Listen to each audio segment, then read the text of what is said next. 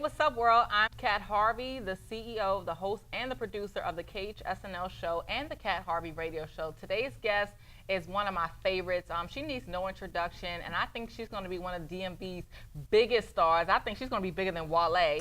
And in fact, her voice is amazing. Not only she's a beautiful person on the inside, but definitely out. She's a mother, she's a wife, amazing daughter, and so on. So I definitely had to have her today. And the first time I actually saw her was about 2.5 years ago with a group called Main Girl, who's from the DMV area, and she blew the Fillmore Silver Spring out the water, and she doesn't even know. I was watching her for a while, and I said, you know what, I gotta have her on the show. It's overdue. She has a new song out called Promise, and then the highly anticipated Wonderwoman. She's going to talk about that as well. So please welcome the lovely, the beautiful Miss PatriceLive. Thank you for having me. I'm so happy to finally be here. I've been waiting for you to invite me. I know, right? It's long overdue. So can you tell the world a little bit about yourself? Sure. My name is PatriceLive. I am an R&B singer from the DMV area.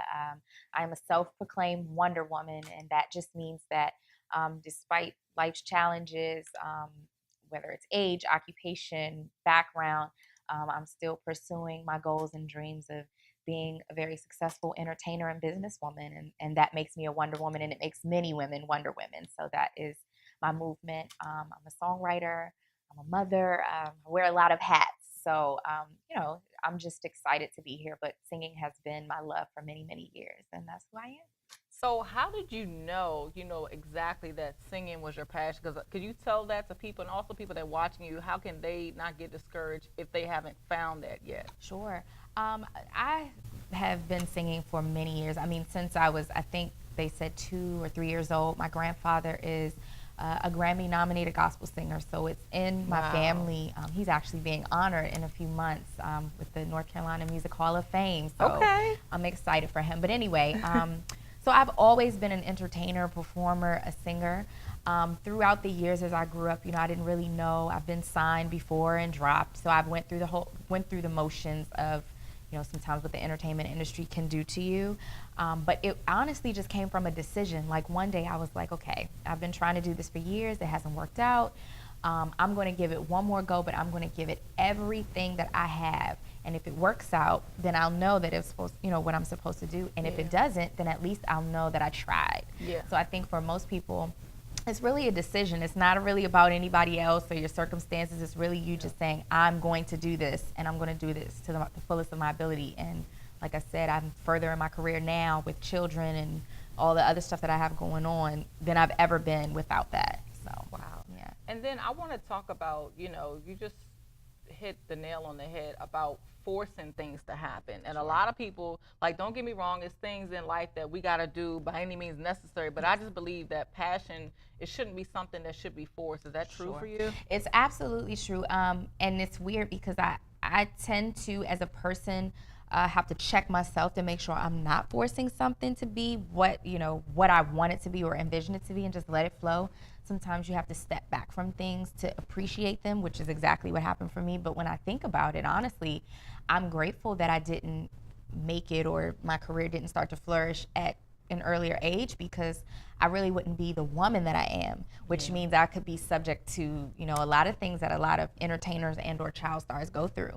I can tell you now, if I had been what I am now then, I don't know if I would be as successful in my personal life and on a personal level. So everything happens in its time, but it's just, if you dedicate yourself to learning the craft and learning and doing a lot of studying and practicing when people aren't looking. It's not about being on the stage when everyone's looking. It's what you do when you're not on stage. And if you can commit yourself to that, things will fall into place. And let me tell you, all these shows that I've been doing, all the things that have been coming up, I don't know how they're happening, honestly. I mean, I know I've been working hard, but I don't know how they're happening, but they always line up, and I always figure out how to make it happen. So I know that it's just because I'm dedicating myself to what I need to do and really letting God do the rest. Yeah, awesome. Yeah. So what does success mean to you? For me, I just want to be able to, it's not really a dollar amount or a level of fame. I want to be able to share my gifts and talents and allow it to feed my family and begin sort of a generation of wealth. Yeah. So although I say that it's not money, it's not a dollar amount, but it's just me being able to sustain and take care of my family and be able to, live, in the way that I desire, but also to leave something for my legacy. If my child wants to be a doctor or something, like I can help them. So that to me is success. And again, just being able to get up every day and feel challenged, but in a positive way, push myself, whether it's vocally or performance-wise or even business-wise. If I can do that every day and, really, really invest in myself each day and feel good about it, that's success to me.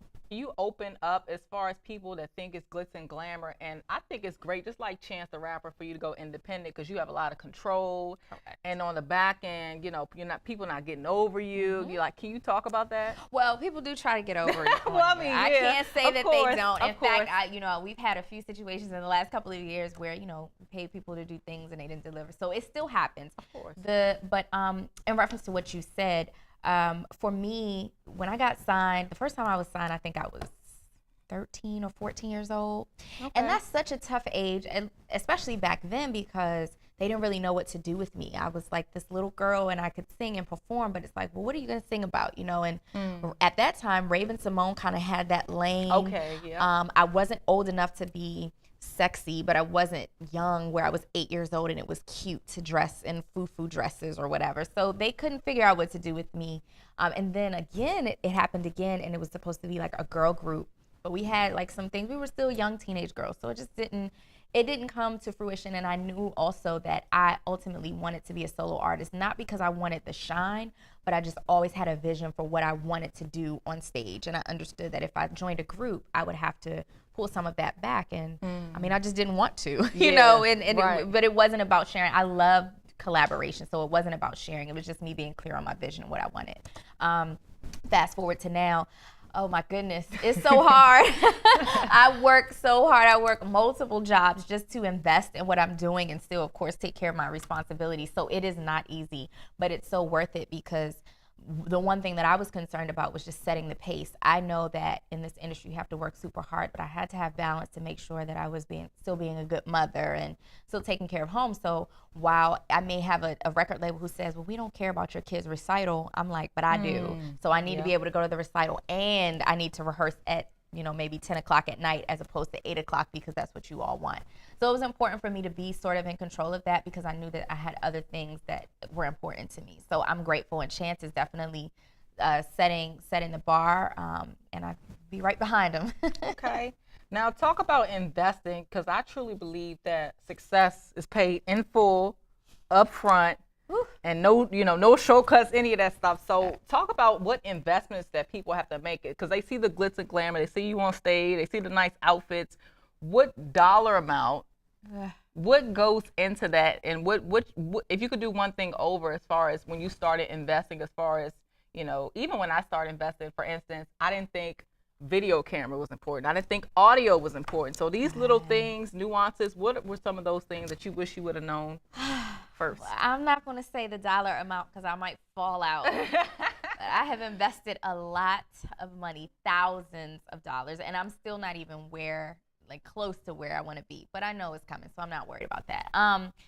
Listen, when I first started this, even now I still have like 4 jobs. But I've waitressed, I've worked a full-time job, consulting. Even today I still do like wedding gigs and things like that. Like it's real. And if you're not willing to do that part, but then still not give yourself an excuse not to rehearse or go to the studio or like you said, equipment. Like I invested in, because we were doing this reality series, I said, well, I can't afford to pay someone to come out every time I do something.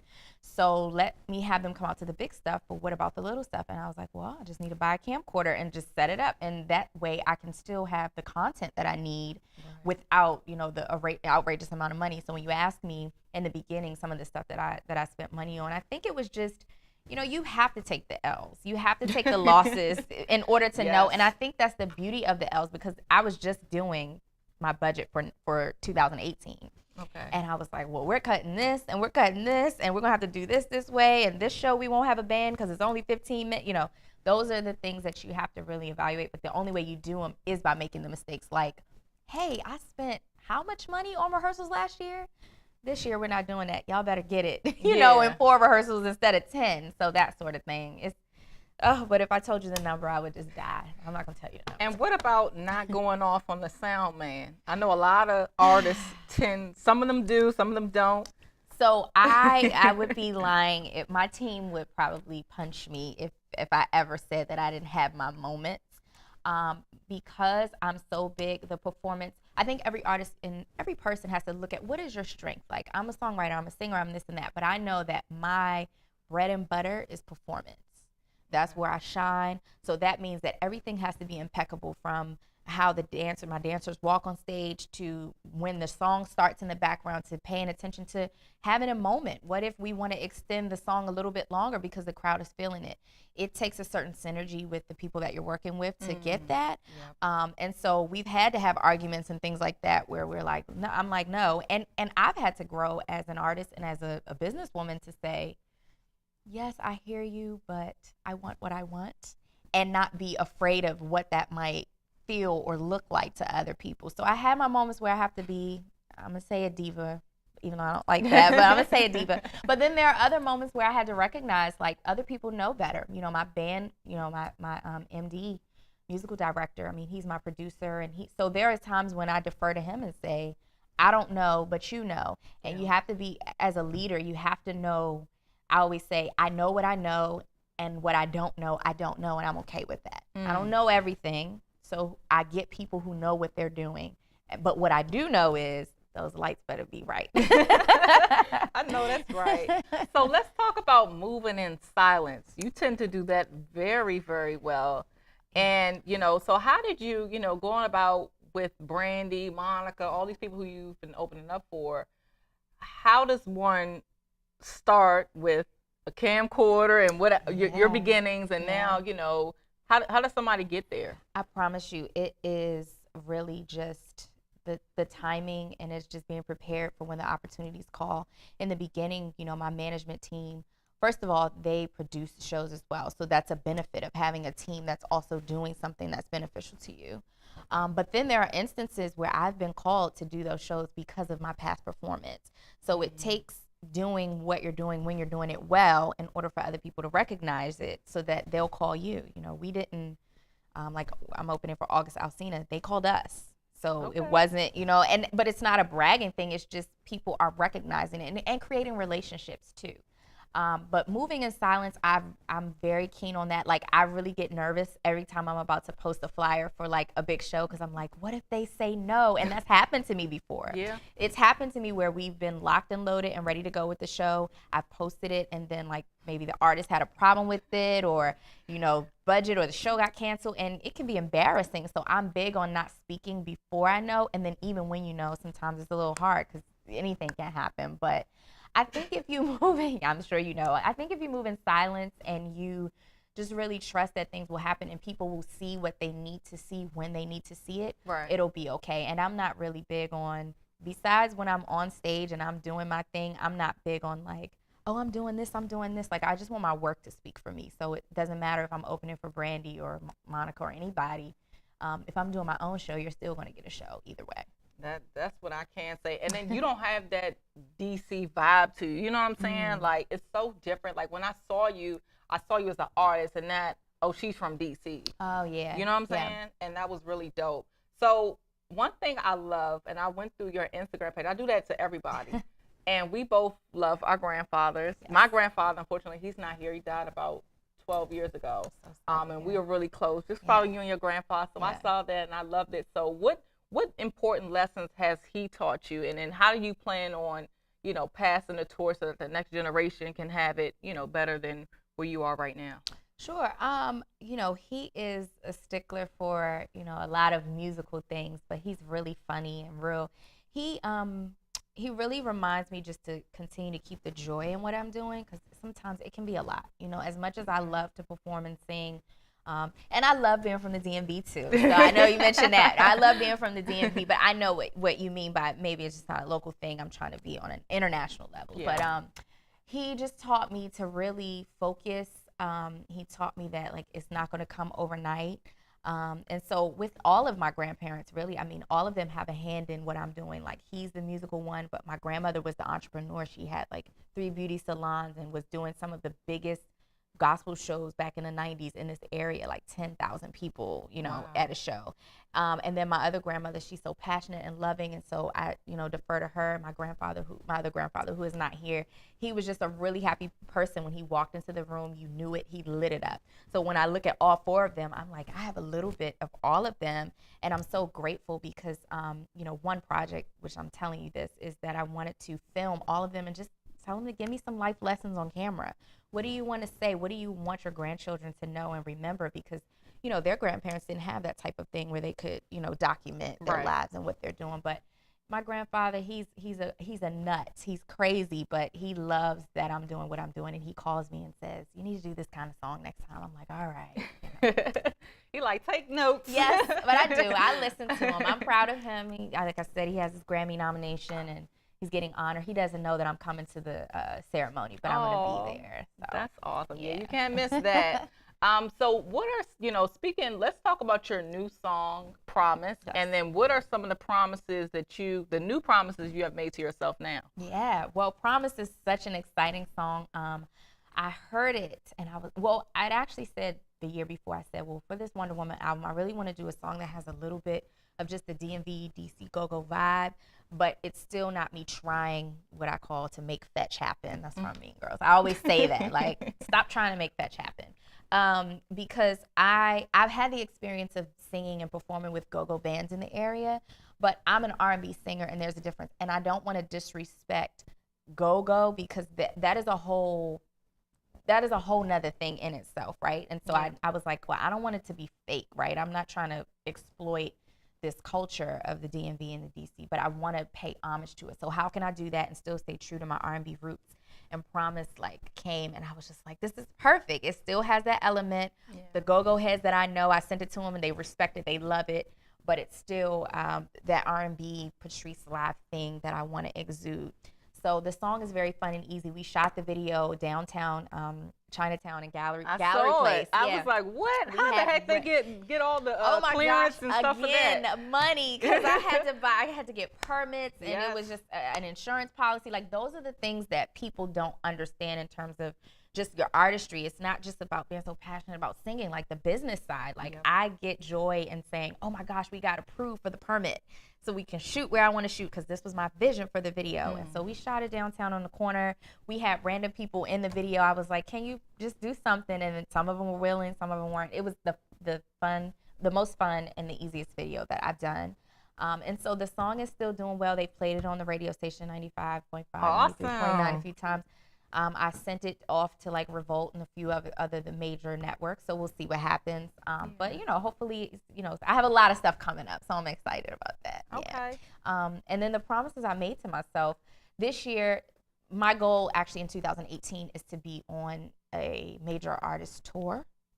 I'm speaking that into existence. Like who? Let's speak that right now. Like who? Well, I don't know, because I don't know who's going on tour, but I'm just going to say my goal is to be on tour with a major artist. I know you got a top 3, a top 5 through your head. I don't want to say it yet. See, that's the moving in silence. I'll tell you off camera because I don't want to say it yet. I have some ideas, but that's my goal. You know this is going on YouTube, right? Oh, and you know a lot of your favorite artists might be following me too, because a lot of them are. So I'm trying to help. I'm trying to help you. You are, but it's some things in motion already, and I just don't believe in speaking in on them yet. But the goal is to get on a major artist tour. Of course, I want the album to do supremely well this year.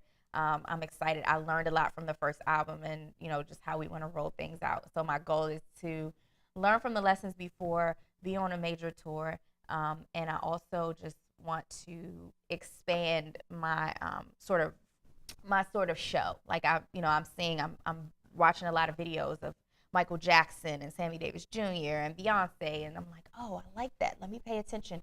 I've got the audio part down, and let's look at lighting. Do I want to invest in this kind of machine, or what I want to do? So I'm looking at that kind of stuff.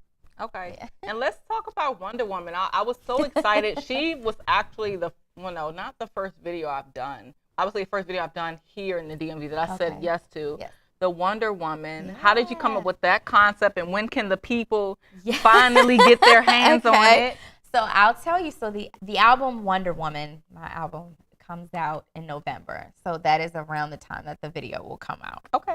Because we're going to let Promise be the summer record, and I have another record that I really want to push right after Promise.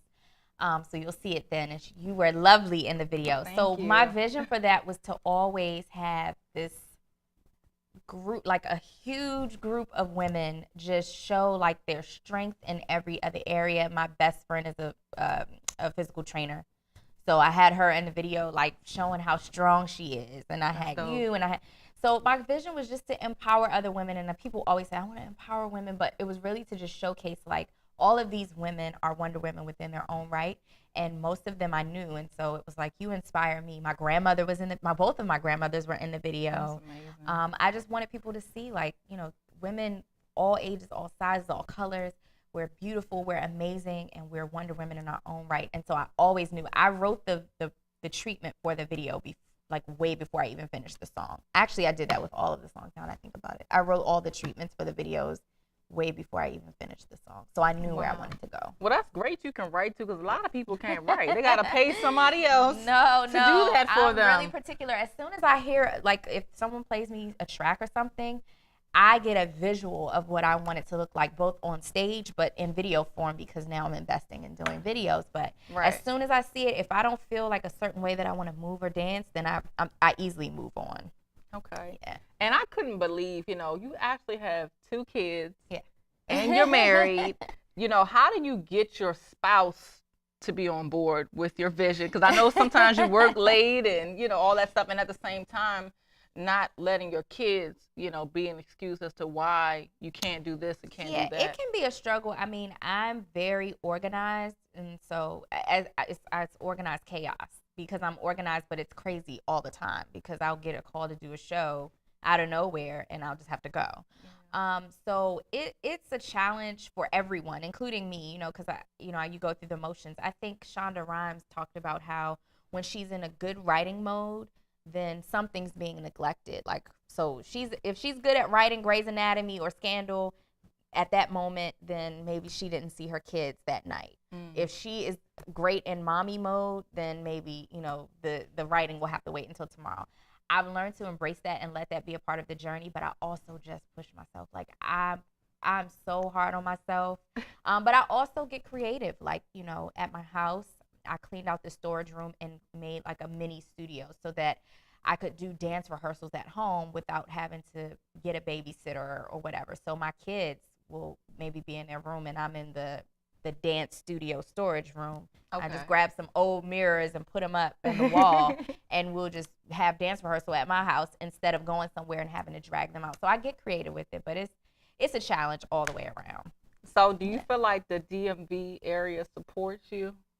I think the DMV area as a whole, we are starting to support each other. I think we had to really find our rhythm.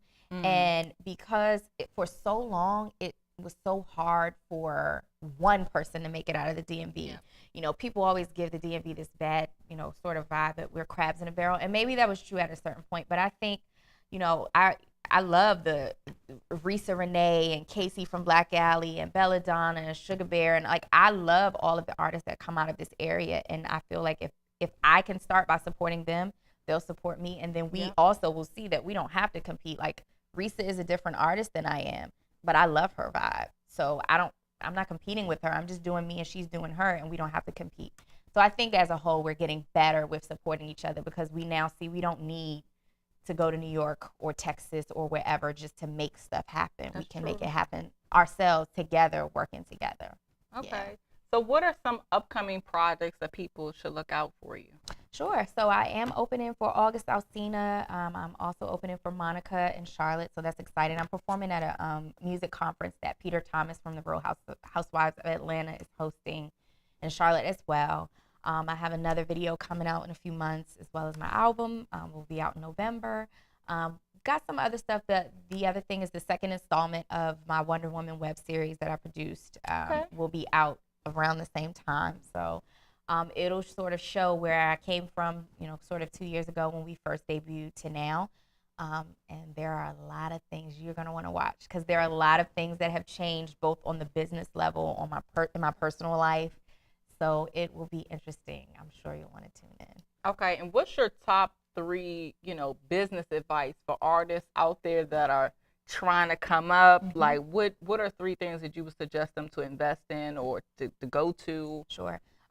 Invest in quality engineers and producers. It makes a whole heck of a difference, even when you're looking to shop to other areas, or people kind of have this thing about the DMV and we don't have quality music or whatever. So invest in people who know what they're doing on the music side. Do your research. You can find out a lot if you just do your research. It's not just about the singing and the performing. That's probably half of it. And then just figure out what you're good at and make sure that you master that. I mentioned, like, I can sing, I can dance, I can speak on camera, I can do a lot of things. But the one thing that I know that I do well above anything else is when I get on a stage is the energy and the performance. So when you know that, then make sure that you master that area. You could do other stuff, but just master the area that you know you do well and be honest with yourself. What do you do well? And that's it. Definitely. Okay. Well, I hope you guys enjoyed my exclusive with Miss Patrice Live. I would have her bust a note, but I don't want to bust our microphones.